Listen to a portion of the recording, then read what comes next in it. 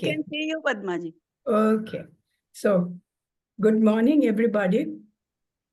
It's wonderful that you are joining us today in this program. And Connect to Heal welcomes you to the 66th program of ours, not counting the fellowship meeting. It's a treat, Kirtana, to connect with you after 40 years. And also treat to say hi to Ahalya. I see Kirtana before me, an accomplished young woman, a theater personality, an author with a book under her belt, and above all, a very caring person who has used her experience to help people understand their situation and overcome to large extent through power of theater, which helps in healing. Today, she will be talking to us on power of healing through theater based on her experience as a witness and also an actor. Kirtana had, in 2023, Kirtana's husband was diagnosed with cancer. It's a very shocking diagnosis. A lot of us lose our faith, lose and get totally mixed up, losing hope, everything, and get into a fear mode. But this family dealt with this in a very fulfilling way. This pain that they had, they turned it into a hope and a blessing. So today she will be sharing with us the power of theater, helping us to see what we can do with this group.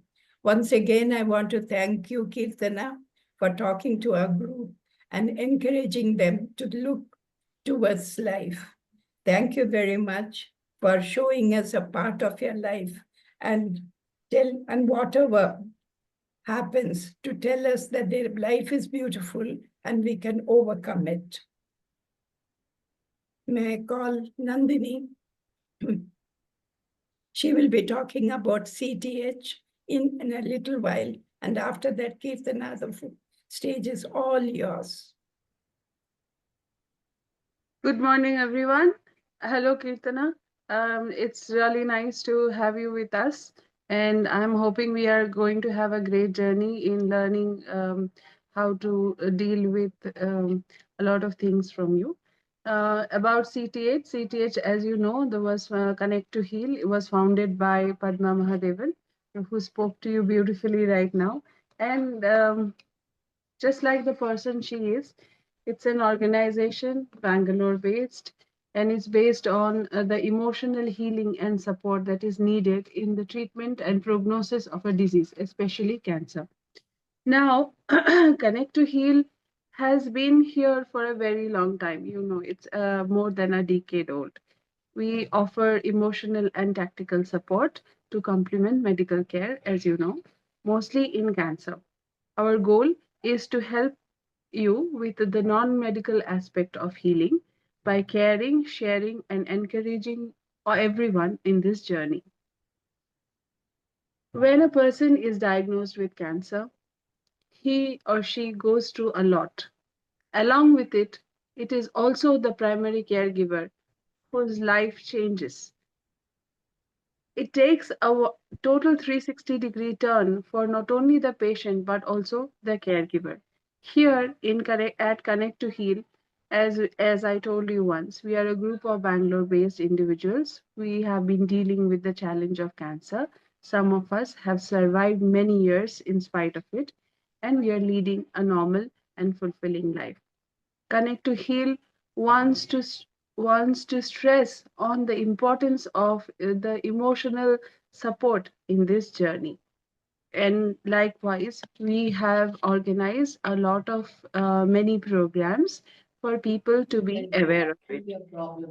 not only that, we are welcoming newer programs, newer methods of support and healing so that the journey becomes easier and people get away, patients and the caregivers get away from depression and other problems. So, thank you, Kirtana, for agreeing to join us, and it's over to you now. Thank you so much, Padma and Nandini. I really don't know if I warrant the things you said at all. It makes me feel so humble to listen to the work that you're doing and the things that you've said, but I'm going to do my best. So, Yeah, first, so we, as you know that we are, we are going to be a bridge between the patients and the medical care also, and the journey is quite tough. Okay, so yeah, we need all your support to learn and to make progress in this field. yeah, and you have it absolutely from my end. If there's whatever I can do, so okay, so I shall begin. Um, Good morning, first, and thank you, Padma, so much for inviting me. It's really lovely to be here with all of you. Padma had asked me to say a little bit about us, so I'll start with that. I'm a theatre actor and a director, and I run a theatre lab youth for young people to learn and experiment with theatre arts. Actually, one of our parents is here. I just saw Suma is here, the mother of Rahul, so I'll return to her later. My husband, Konarak Reddy, is a musician. Our daughter is a writer and a musician. And I'd like to share with you our journey with the arts and cancer from the perspective of a witness. When I look back to the day of our diagnosis, April 25th, 2023, I notice our life revealed several patterns, patterns that I can see in visual form, lighting up equivalent chakras with mandalas of light and darkness. The first pattern were the shock waves we felt on first hearing the diagnosis, colorectal cancer. Manifested the first pattern manifested itself in a kind of a somnolence, a sluggishness. Imagine a very slow moving spirograph drawing concentric circles on a blank page, a caterpillar, a slug, a snail. There was nothing there, just this complete blankness. The brightest spot here was when my very funny ride or die, Konarak, the one who had received the diagnosis, made jokes about what he called the three C's: cancer, COVID, and camp. For in that very particular moment of time, we had all three. I had COVID, he and our daughter had a camp to see through at the farm, and then he had cancer and COVID. The next pattern that emerged for us was fear. And this pattern, it felt like a million poison arrows shooting randomly in different directions towards us, towards others. It has no logic, fear. It is like anguished wolves howling in the night. It is great mountains of rock salt piercing the skin, and its only intention is to diminish the spirit, reducing one to a hot mess. And at its center holds just one thought, that of our mortality. We fear the things left undone, unsaid, opportunities missed. Finally, the third pattern was hope, wonderfully empowering, convincing you that you can do everything and that you will do everything that will work. You do everything: the chemo, the radiation, the oils, the meditation, the superfoods, the pranayama, the Wim Hof, the Joe Dispenza, the books given by friends, the prayers, the chanting, all of it. You do it all. And maybe it does help. Maybe it doesn't. But the patterns of hope are beautiful, swirling marbled colors, sort of like a drug, like the cannabis that was in the CBD oil that we were also using. But, and there is a big but, beneath the hope lurks something else waiting to pop out. I don't know if you all remember, there's this children's game called Whack a Mole. There's a plastic board, and this mole keeps popping up, and you keep whacking the mole, and it pops up elsewhere. In those days, we played that game, Whack a Mole, with hope, whacking down that subterranean creature that kept waiting to pop up. But the thing today that I most want to share with you is the turning point, a very specific turning point that took us away from patterns and right into the infinity of the cosmos. the thing that drew us to play in the Leela rather than to sink in it, rather than just whacking molds like babies and trying to keep hope afloat. You see, treatment was taking a huge toll on us. We would crumble at the smallest thing, anxious, frustrated, lashing out. I spoke to a therapist once who spoke to me about grief. What grief? I asked. I know he's going to be well. Why should I be sad? And she answered, grief for a life you have lost. Now I come to this Leela that I mentioned in the title of this piece.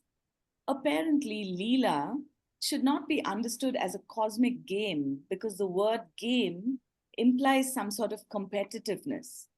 But rather, Leela it's pure play or a spontaneous pastime which has absolutely no purpose other than experiencing joy in the moment.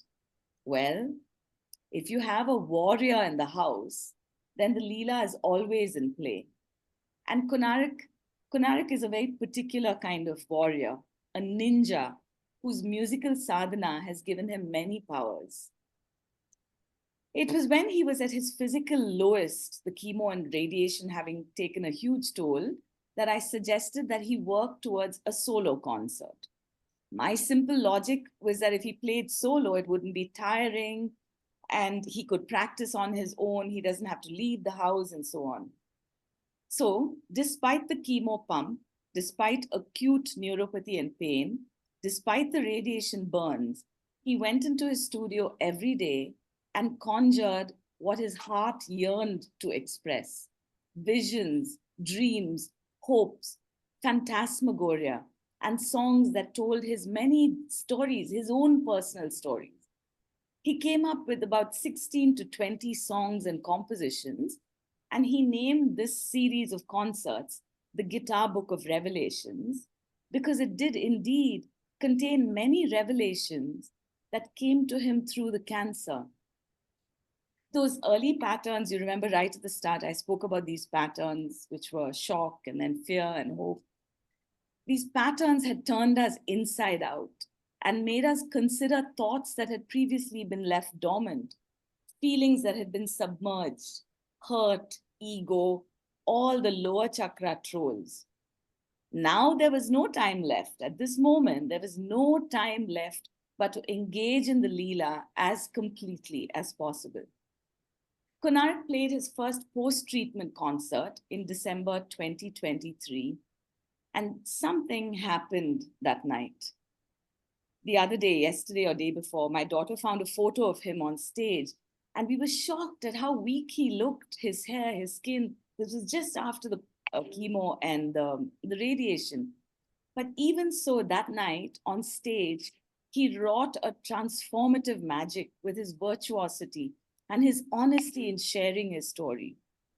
The standing ovation that followed, it could have been empathy, quite likely empathy when people see a musician on stage like that, so naked and so vulnerable. But the tears of the audience when they came on stage to hug him were very real. And so Konarak decided that he was just going to keep playing music and keep doing concerts. This is the thing that heals me, he said. Just to play my music for people who wish to listen.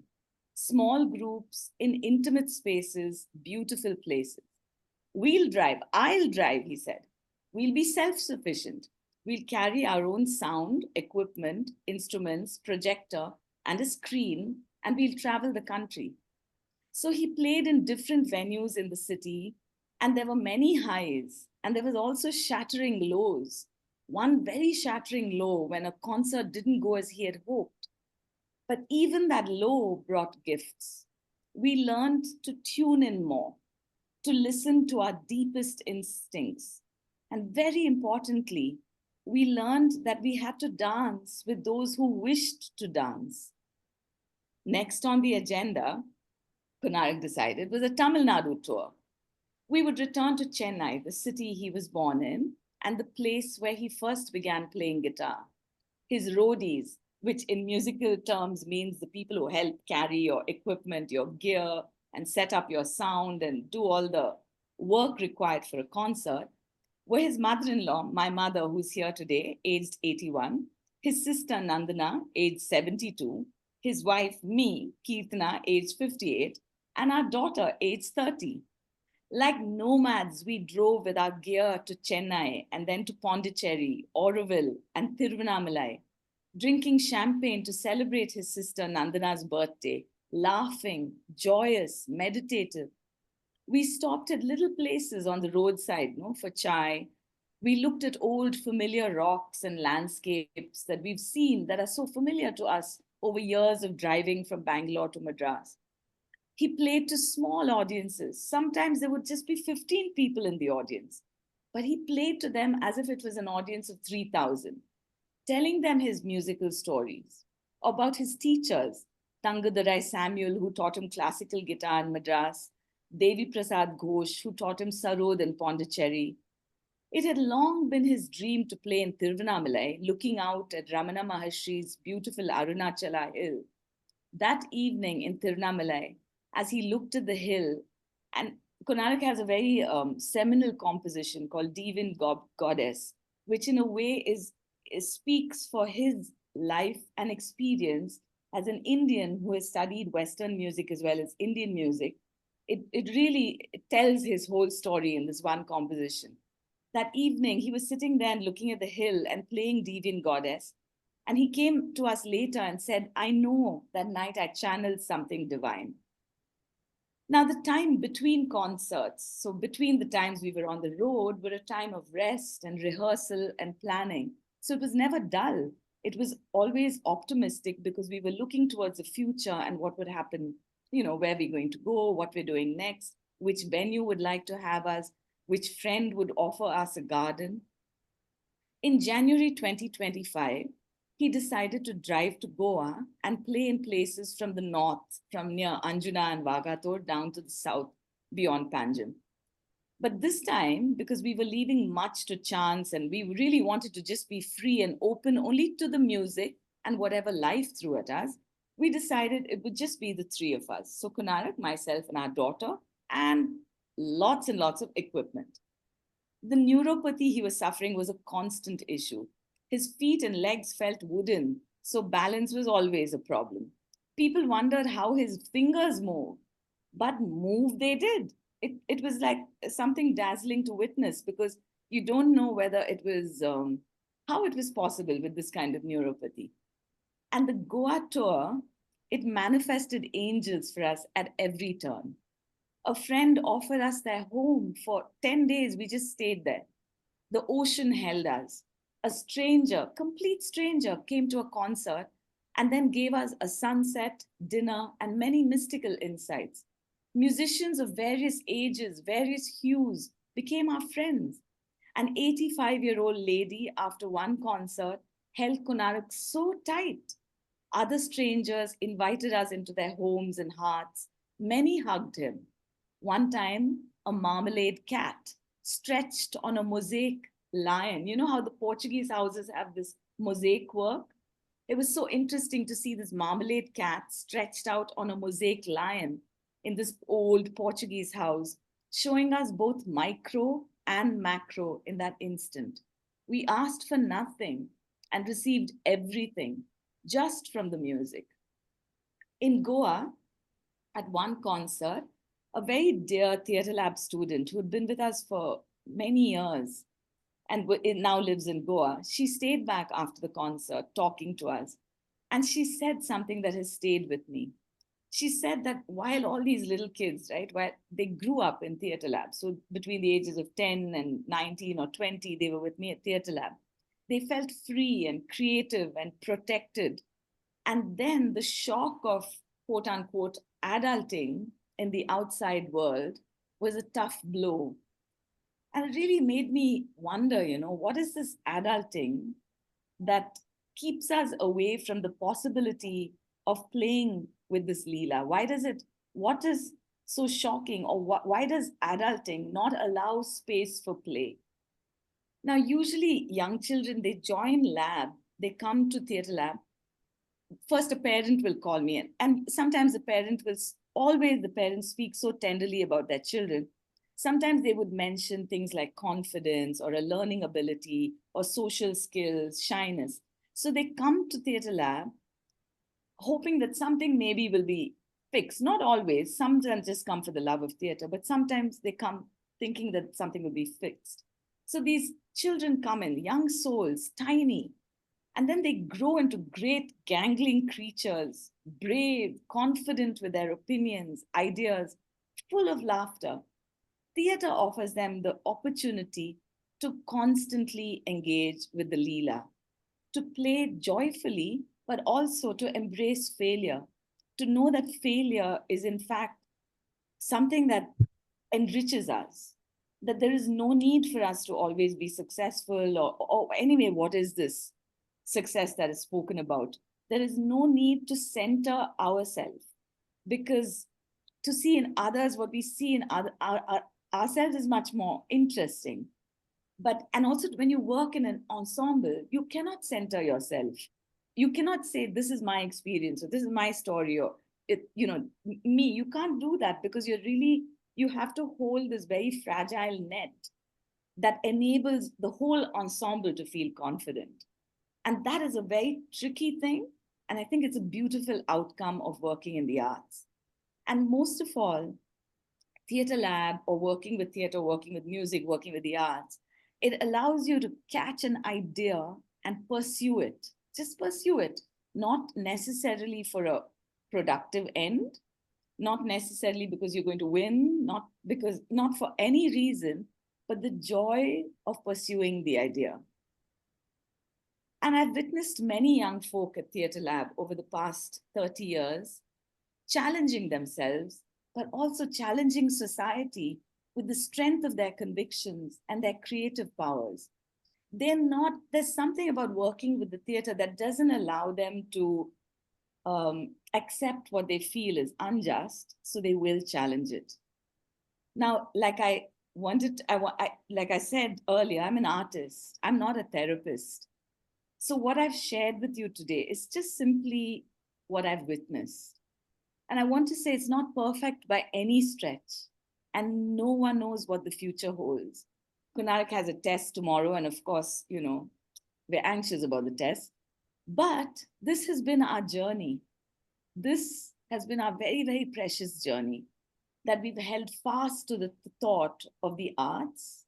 And we've held fast to the sadhana, which keeps us with our practice, and allowed that to guide our journey. That mole I spoke about, the whack-a-mole thing, it still pops up every now and then.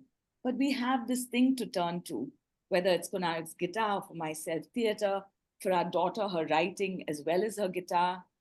And this ability, or not this ability, this thing, this art, it keeps us light, L-I-G-H-T, light. And that lightness for me is really important, and something that I've learned over the years. It's not easy to learn lightness. In the book, some of you may have read The Unbearable Lightness of Being. Just that term it makes your hair stand on end, right? The unbearable lightness of being. The author Milan Kundera writes, there is nothing heavier than compassion. Not even one's own pain weighs so heavy as the pain one feels with someone, for someone, a pain intensified by the imagination and prolonged by 100 echoes. Konarak never once allowed us to go there, for he took things into his own hands, his fingers, so to speak, leaving no room for compassion. We could either get onto his rock and roll caravan and enjoy the ride, or get off. And who would ever want to get off a thing of such beauty? Now, when he was 17, this guy, Konarak, when he was 17, he wrote an essay titled My Music. I'm going to end by quoting the opening lines. Life can be seen as a series of basic patterns. All patterns are expressions of energy. If one can perceive these patterns, one can find the key to this maze of matter and mind. But it is only with feeling and through feelings that one can link oneself to these patterns. and thus find a meaning to the source and structure of life. All art, and especially music, is an attempt in this direction. Another thing, I just came back from a workshop with young children in Coimbatore, and somebody was saying, oh, this is a lovely thing you do or whatever. And I just wanted to rectify that, because it's never a lovely thing I do. It is the children whose vitality and whose participation in this. We all feed each other.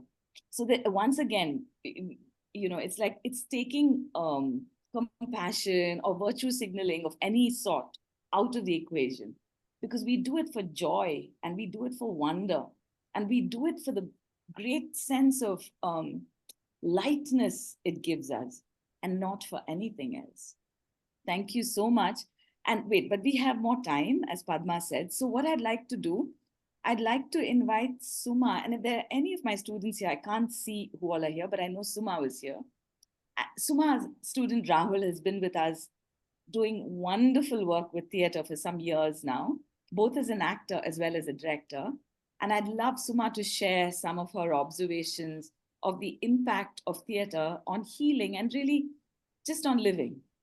If you would, Suma. And after this, we could open this up for questions for a few minutes.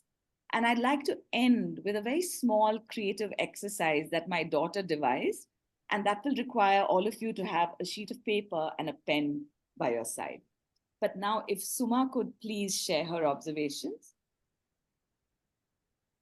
Hello. Hi, can everyone hear me?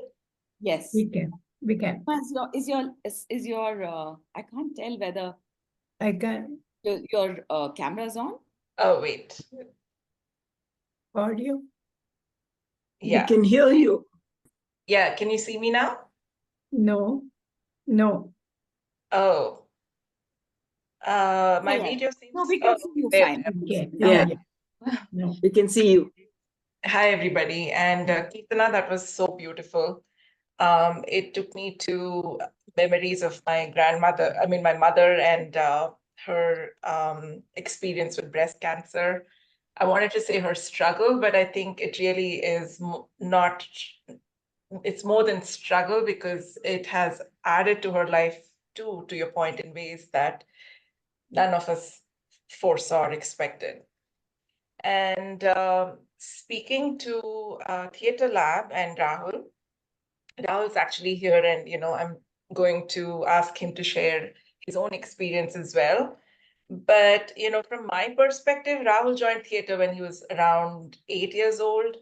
And so he's 17 now. And so for the last 9 years, theatre, and specifically Theatre Lab and Kirtana, have been like a rock in his life. Like whatever else is happening, theatre and Theatre Lab has been like this anchor that has been this constant that has seen him through all of his, like most of his teenage years and all the teenage angst. And so I'm very grateful for that.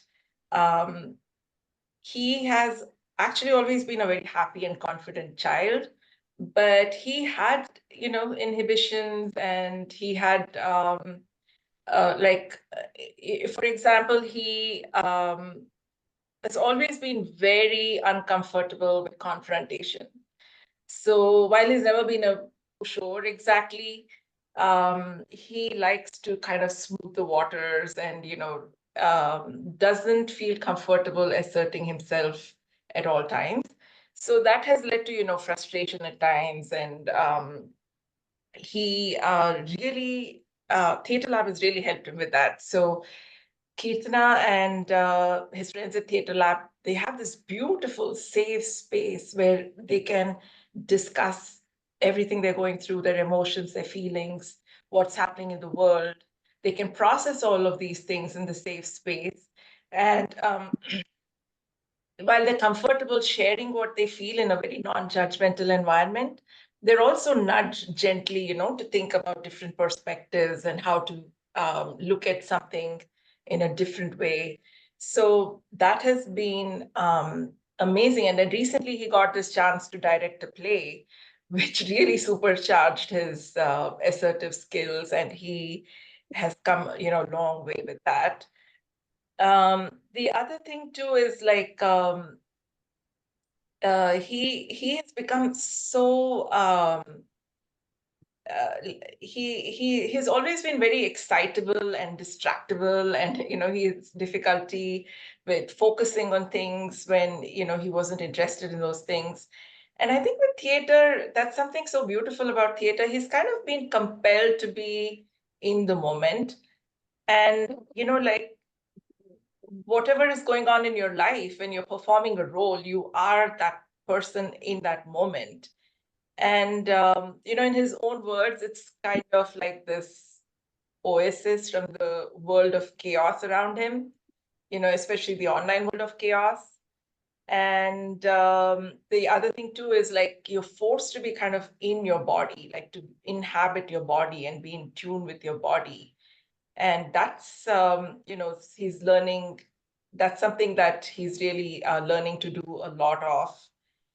And it's a journey, and he's progressed so much as a person. He's just become this wonderful 17-year-old boy on the verge of being a man. And I feel like, to Kirtana's point, with theater, like if in his life, as long as there's theater in his life, he's always going to be able to participate with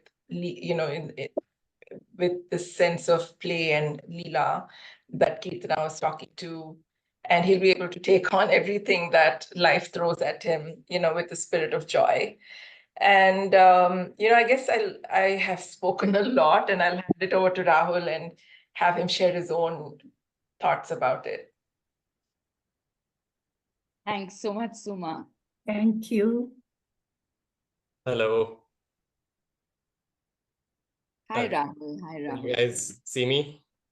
Yes, we can see Yeah. you. So as my mom mentioned, I've been doing theater for a very, very long time, like as far back as my memory stretches. But I've joined Kirtana pretty much exactly 7 years ago. And for me, theater has kind of always been a way to sort of ground myself. As like, regardless of whatever else is going on in my life, it's always been there. And when, as she mentioned, when you're in a role, you're fully focused on being in the role, and you're not then worrying about whatever else may be going on in your life. They all just kind of vanish. But not only that, I feel like theater provides a way to express those same worries, and by expressing them, they diminish in a sense. So an example that I could think of is when I was younger, I moved from the US. And for me, I was really small at the time. So that was devastating. All of my friends and life and my really nice house and toys and stuff, they all just vanished in the span of, an instant pretty much. And for a while, I came to enjoy India, but I never quite got over it. And I think it was only then through, in theater class, I remember Kirtana had made us do an exercise where we have to write about something that happened to us a few years ago. And at that point, I was not very good at, processing or expressing my emotions in words or writing them down. But I chose to write about that anyway, about the move. And it ended up being an almost, I guess, transformative experience. Like in that moment, I somehow felt that burden, which I didn't even realize was with me, just shrink. And I would say that was the moment I really came to terms with the move several years after it happened. And I think that's one of the powers of theater and generally art. It allows you to take, unquantifiable feelings inside of you and put them out. And Would then, you like to listen to Kirtana's webinar? Sorry, sorry, sorry. Go, Okay. go ahead, Ram. So yeah, it allows you to really look at those feelings and under a new lens. And then you may realize that, okay, it's not so bad after all. It's almost like, journaling in that sense. Yeah. Another thing is that theater has always, I've always been a person of many, many interests. And I think for most of my life, my main interests, have been, math and stuff, math, computer science, in the sense that if somebody were to ask me what I would want to pursue in college, I would have probably said math. But 1 second.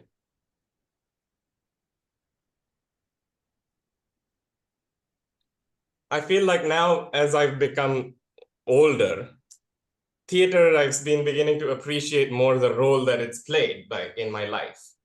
It sort of grounds you in a way that nothing else you do can. Like if I'm solving a math problem, my mind is always in the moment, fully focused on the problem, but my hands and legs or I'm fidgeting, I'm doing something. But in theater, you have to focus your entire body on what you're doing. You can't be fidgeting in the middle of when you're on stage, right? And I feel like that charges you in a certain way. That just that sheer focus and concentration really provides you with a sort of, to use the term Kirtana said, light, in a way that nothing else I've done can. And I guess it's a sort of meditative experience to do that, to just fully immerse yourself in one thing. And to elaborate on the point that my mom had said, this is especially useful in today's world when there's so much being thrown at you. There's social media, there's the news, everything that's going on everywhere in the world, all of the horrors. And I feel like just having a space like Theater Lab where you can just put all of that aside and focus on just one thing is a very, very useful thing for me. It's a very important thing in my life. And I think my mom has already covered the main, like a lot of how it benefited me. So I think I'll wrap up here. Thank you, Rahul. Thank you so much. What we'll do now is if anybody has any questions, but you don't have to feel compelled. But if anyone has questions, I'll take them now, and we'll keep the last perhaps 10 to 15 minutes to do a creative exercise with all of you. Yeah. So now we'll just take a few questions if anyone has any. हाँ, नमस्ते madam. मैं अजिता देव बोल रही हूँ। मुझे question नहीं पूछना, सिर्फ आपको बताना है कि आपका बहुत अच्छा हुआ। आपकी स्टोरी बहुत इंस्पायरिंग है। हर एक कैंसर पेशेंट ने ये सब आपका सुनना चाहिए। I am also cancer survivor, लेकिन आपका अप्रोच मुझे बहुत अच्छा लगा। It is very different and very inspiring. Thank you very much. Thank you, Ajita. I'm so happy it meant something to you. Thank you. Thank you. Thank you.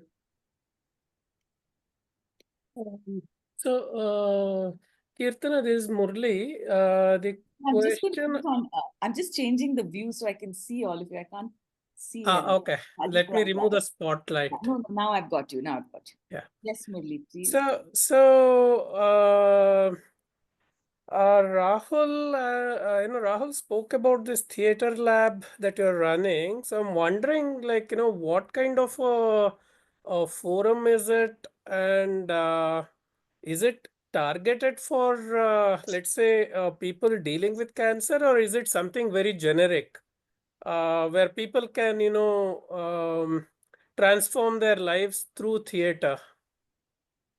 I would say it's the latter, Murli. Actually, it's Theatre Lab Youth. So it's really designed for young people. But more and more, I think that it's older people who benefit from it even more, because there is more, there are more issues you're confronting and things. But Theatre Lab Youth it's not generic, because we don't do a generic theatre program. Our program is it's sustained on the idea of democratic ideals. So it's a completely open space. There's no dictatorial or authoritative management of it. The children have, which is why, Rahul spoke so beautifully. It's because we want this. We want to sustain and we want to support their opinions, their ideas. We want to have them challenge adults. We want to have them feel empowered to make the journey forward and to create a better world for all of us. So everything that we do, whether it's working with text, whether it's working with movement, improvisation, brain gym, devising, Buto, biomechanics, all of it is towards this common end. Okay. Kirtana, Yes. I have a question. Can you hear me? Yes, yes. Okay. It was amazing, your talk, and it opened up our minds quite a bit. My concern is with the group. How can we take it further from all that you have said? It's in our head right now. We will be processing it, but we want to take it further in action so that we all, whether it's cancer or outside, as human beings, learn to appreciate ourselves. I'll do a workshop for you, Padma. I'll come and we'll find a space and we'll all meet. And Oh, lovely. We'll do a session together. Yeah. But that's the tip of the iceberg. It's really, in lab, what we call brain gym, because people often go to gym to look after their physical selves, but it's our mental selves that require a gym. It requires agility to move from your left brain to your right brain, to be able to jump from the logical rational to the magical, because we are dictated by a logical rational framework in the world. Everything that exists in the world today points us towards the magical rational, and that keeps us away from the self. So with theater, it's always a journey back to yourself. Everything we do, every mistake, every failure is a journey towards the self, which is why we embrace it. So we could start by doing a workshop, but I'm always there to talk or to, God bless you for that, because the human life in sorry मैं बोलूं क्या? Sorry Padma जी, बोलिए नहीं कुछ नहीं, sorry कीर्तना जी, मुझे आपकी लीला का कंसेप्ट बहुत अच्छा लगा। मैं भूल गई अभी बोलना आपको, और लीला का डेफिनेशन आपने बहुत सुंदर किया। बहुत अच्छा। ये सिर्फ मेरा डेफिनेशन नहीं है, it is actually the definition of Leela. People mistake it and think that life is a game, but it's not a game, it's a play. yes, because मैं संस्कृत टीचर हूँ, हम लोग वो गेम ऐसे ही अर्थ से लेते हैं, सहज लीला, लेकिन आपने बहुत अच्छे से बताया। Thank you very much. Thank you जी। Kirtu, if I may say a word, Vijutiki here. See, the person who referred to cancer, I think hearing what you said, cancer happened to be incidental. See, you were always, even as a child, you were extremely theatrical, positive, cheerful child that I've known. You grew up and then you took to what you knew best, interacting with many people of different age groups and helping them to speak about their own, emotions. And all this somewhere, it's like burnished gold, you have molded yourself to become, like that positive, strong person. And you were able to face that, that whatever happened in your life, that calamity, so beautifully. All three of you as a family, congratulations to you. You are a true inspiration to me. Thank all you. The best. But all quickly, I'll do two. Quickly, I'll say. All the best. Thank you. Yeah, if there are no other questions, shall we? I mean, I'm really happy to answer questions if anyone has anything else. If not, what we'll do is I'll take you into this creative exercise. Any last questions? Okay, I'm assuming not. then what I'll do is I will take you into a creative exercise. If everyone, this is actually, it was an exercise designed by our daughter, and she developed a play out of it called the Name Project. Rahul and Suma will both remember the Name Project. But I invite all of you to bring your paper and your pen or pencil to your table, to where you're sitting. And now I'm going to give you your directions. You will follow my direction. You're going to write your name on top of this piece of paper. Each of you will write your name.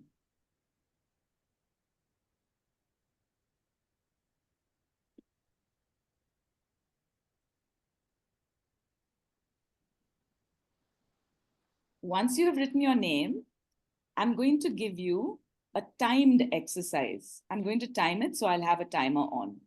In the next 6 minutes, please write a little poem about your name. It can be the meaning of your name. It can be how you got your name. It can be what your name means to you. It can be any thought at all that your name brings to you. Maybe you like your name. Maybe you don't like your name. But whatever your name brings to you, please write it in the form of a poem. And your 6 minutes starts now.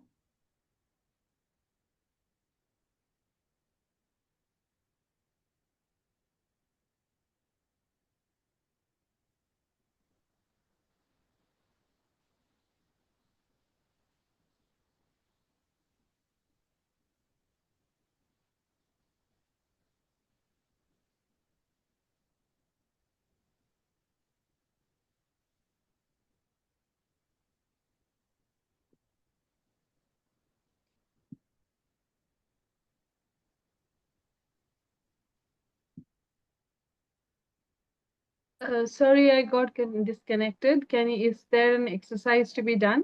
Yes, I'll tell you again. So Mhm. take your paper and write your Mhm. name on top of the paper. Okay. Once you've done that, it's a timed exercise. I'm going to give you 6 minutes in which to write a poem about your name. It can be in any language. It should be either about your name, what your name means to you, who gave you your name, whether you like your name, anything you want, whatever comes from your inner heart about your name in the form of a poem, starting now.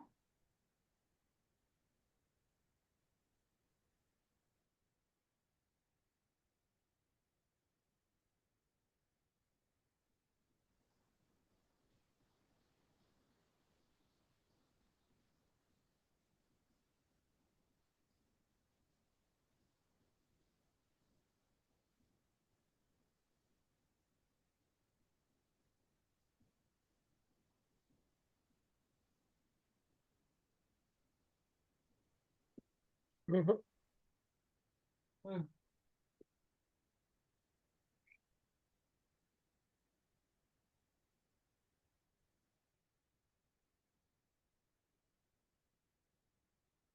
4 minutes more.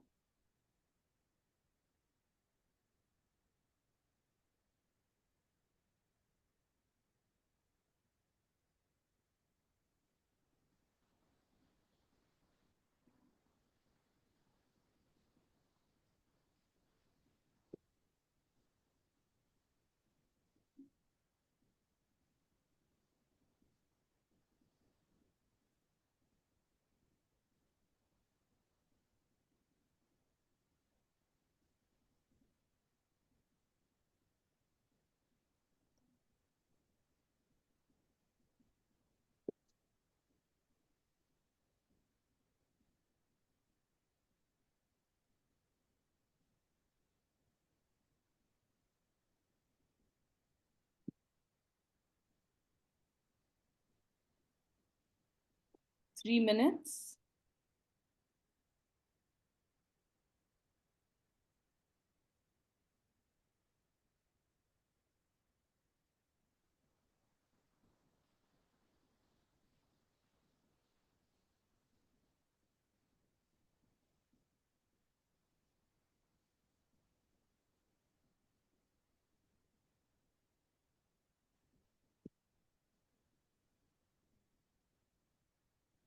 Now begin reading your poem to yourself and start making improvements to it.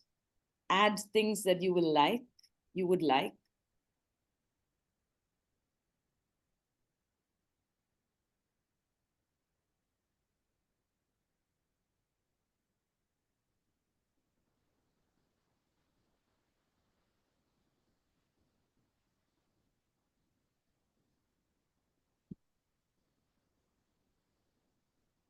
1 last minute.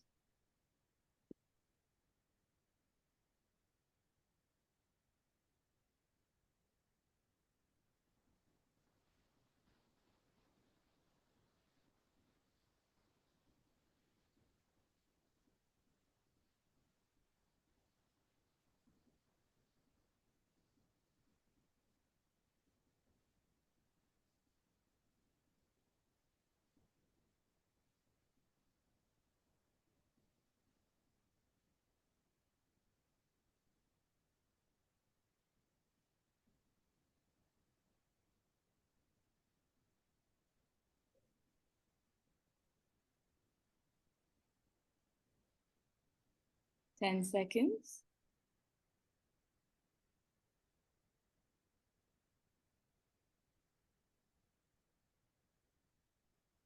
And put your pens down. Okay. Now, before we read the poems, I just would like to go around the room and ask you to tell me in one word how you feel at this moment in time. Just one word. You can put your hands up, or I don't know, you can just say it. Or you can write it down, put it on chat, but in one word so that I see everyone's one word. Yeah, let's put it in chat. No, let's put it in chat. Everyone just put it in chat. Just write one word in chat. How are you feeling? Resplendent, perplexed. Continue. Strong, elated, amazed, thoughtful, or fantastic, questioning. Okay, in the now is 3 words, Rahul, so I'm going to take only in. It's just one word. You have to crystallize it to one word.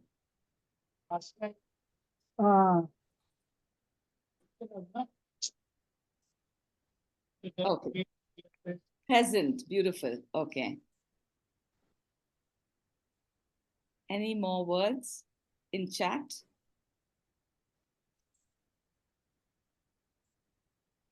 We can keep adding, grateful. We can keep adding words. But for now, I'm going to pick up Murli's word, which was perplexed. And let's reflect on that a little more. Perplexed, Murli. Would you speak about that further? Well, here is what I wrote when you asked us to write a poem about our name. So I wrote. Please read it to us. Yes. Yeah. Murli is my name, and I have to write a poem on my name. I wonder, who am I, and what can I write about my name, Murli? My name could have been anything. I wonder why Murli. I guess Murli it was meant to be, and Murli it shall be for this lifetime. That's it. That's it. Wonderful. That was wonderful. Thank you so much for starting us off. And I also enjoy your word, perplexed. Really. To know everything is to know nothing, no? Really, it's a beautiful word. Could I invite Siddharth Sarangi, whose word was resplendent, which is such a beautiful word, to read his name poem, please? Siddharth, if you would put your... Siddharth is a wonderful classical musician. So he experiences the the reality of art in his life on a daily basis. Siddharth, could you please read us your name poem? Good morning, everyone. Am I audible? Yes. Yes. Siddharth? All right, my poem is quite a tragedy, but I shall read it. Siddharth, a name that's often misspelled, a name with which many years I have spent until last year when a girl I met transformed this name into something eloquent. Seed Heart was the name she meant. Seed Heart, like she basically changed the spelling of my name into. No, don't explain. Just read your poem. Don't explain. Only your poem. Yeah, that was it. That was it. Siddharth. Yeah. It's beautiful. It's beautiful. Thank you, Siddharth. Can I ask Ajita ji to read her poem? Hello. Your word was fantastic. हाँ hello actual मैं poem तो नहीं करती pros में चलेगा ना Actually, poem चाहिए हमको. Oh, sorry. It's okay. It's okay. No, everyone is a poet. Everyone is a poet. And the reason for requesting poetry is to push us in a little direction. Oh, sorry. मुझे वो poetry ध्यान में नहीं आया मैंने ऐसे ही pros में लिखा सॉरी Okay, ठीक है. But you can look at the same prose and rewrite it as a poem. Even now you can do it. Because I'll come back to you. Shilpa, wait, I'm going to, Shilpa, would you read us your poem? Shilpa's word was awe. And Shilpa will now read us her name poem. Okay, writing a poem with 6 minutes is a little tough, but I just went with the flow. Don't explain, just read it. So what I've written is, you're born nameless, from formless to form, from darkness to light, from non-identity to identity. And lo and behold, you have a name, so lovingly bestowed upon me, the first thing that belongs to you, not of your own choosing. You accept it, love it, protect it, identify with it, take pride in it, and die with it. It's so beautiful, to make something that's not yours your own. Like everything else in life, acceptance is the beginning of all beauty. Beautiful, Shilpa. I feel so grateful just to listen to all your poems. Meher, your word was grateful. Yes. Your poem. You can hear me? Yes.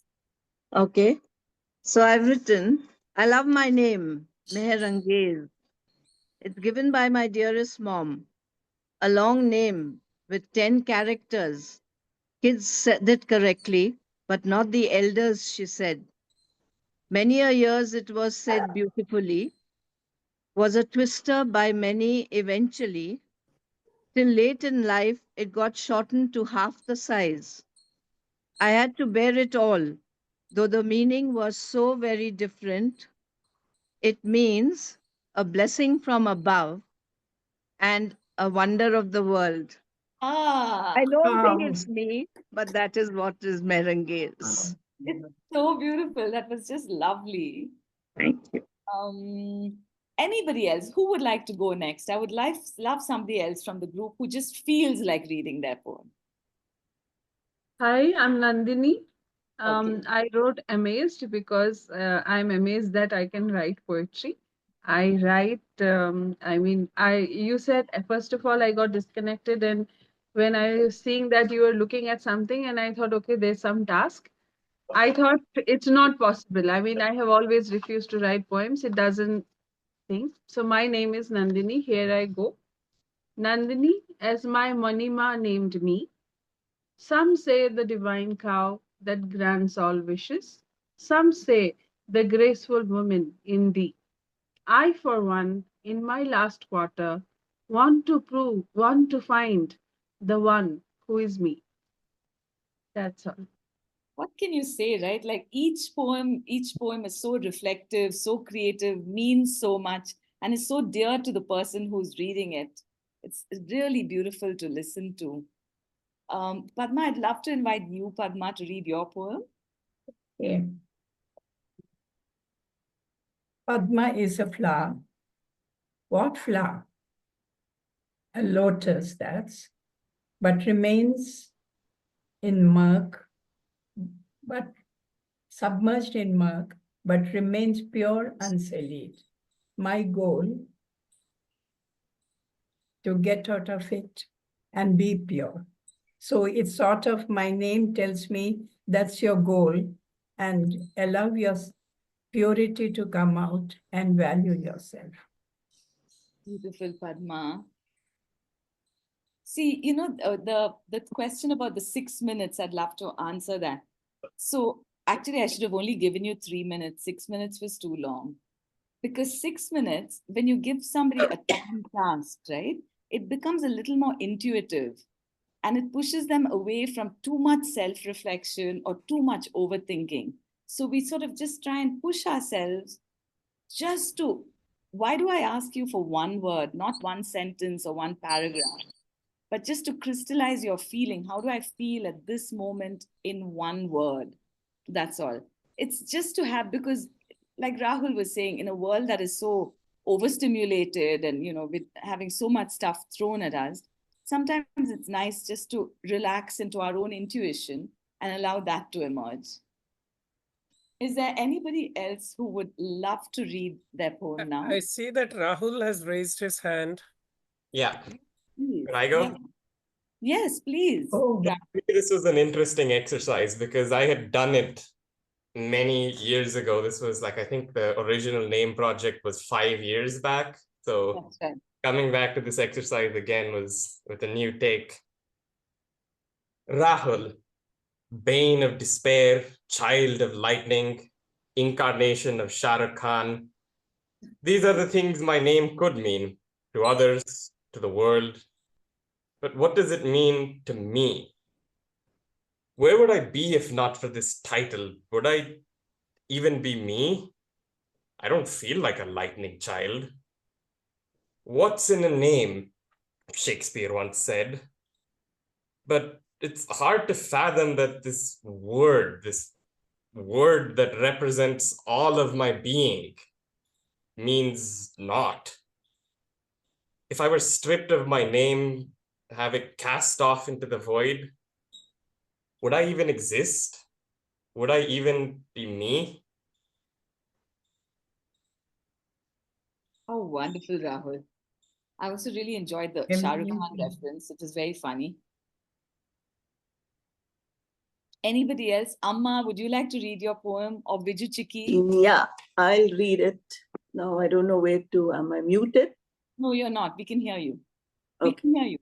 Okay. I'm called Ahalya, Ahola, Aliya, Alya, Akilya, and Hagalya. But I like when they call me Mahalya. People call me Aha, Aha. I wish I can laugh as easily as others. I didn't like my name as a child, but now I love it. I was told it was a queen's name, Ahalya Bai Holkar, also Gautama Rishi's wife, Ahalya.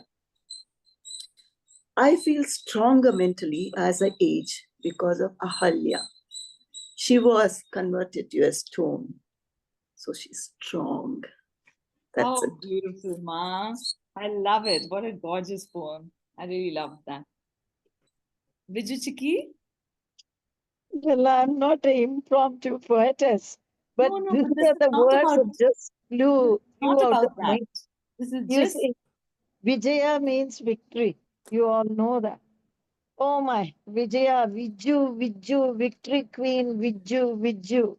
Always kicking steady and ready to bulldoze through, speak the truth, walking steady, standing steady, no matter how many times I fall in this journey of life.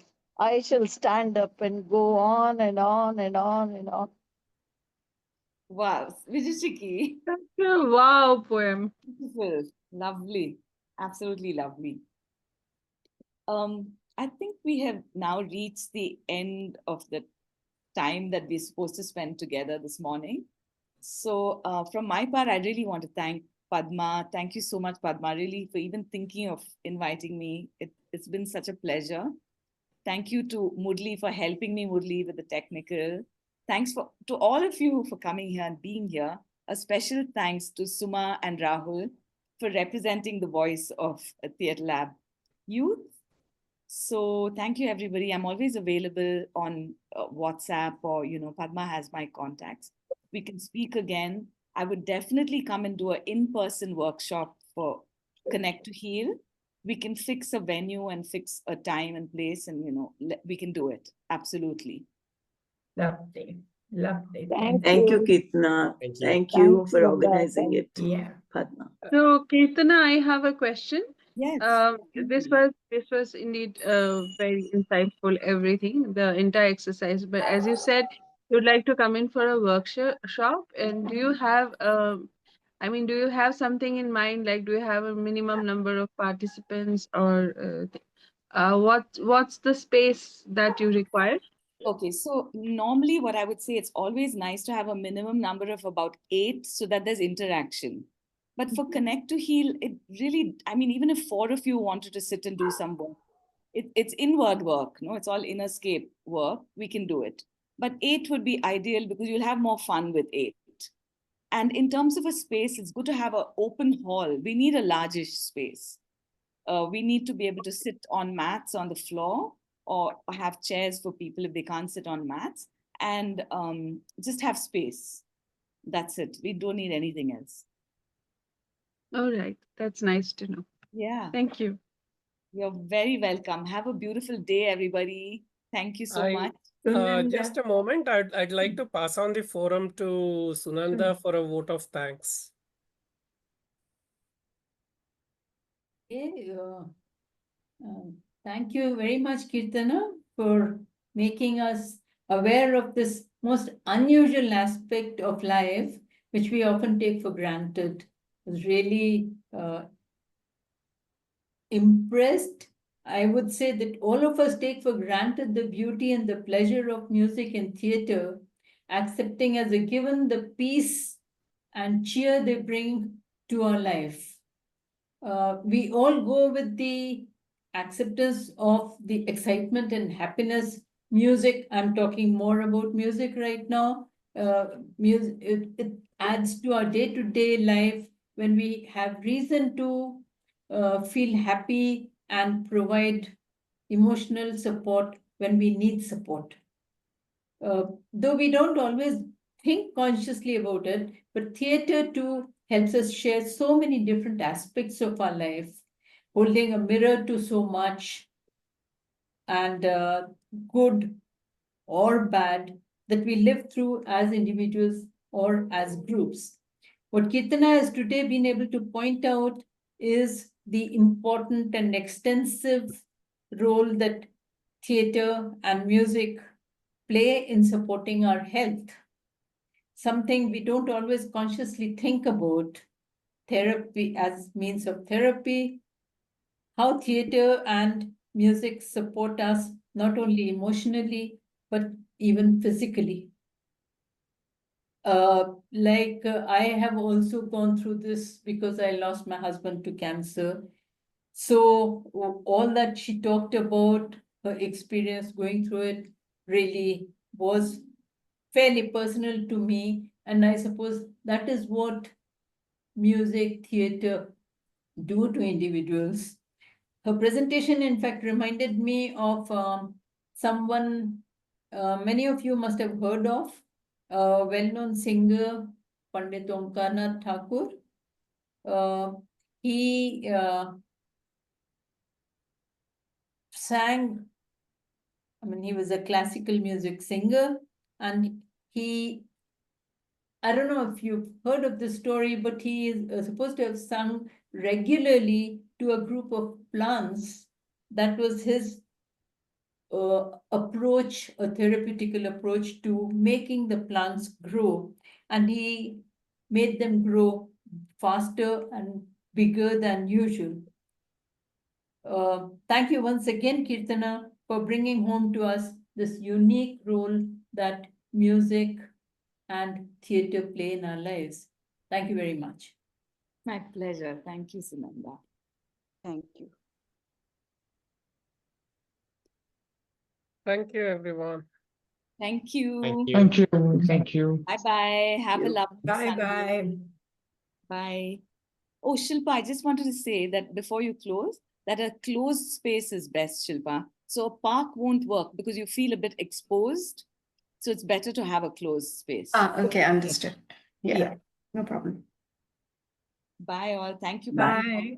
Thank you so Bye, much. everybody. Bye. Bye-bye. Bye.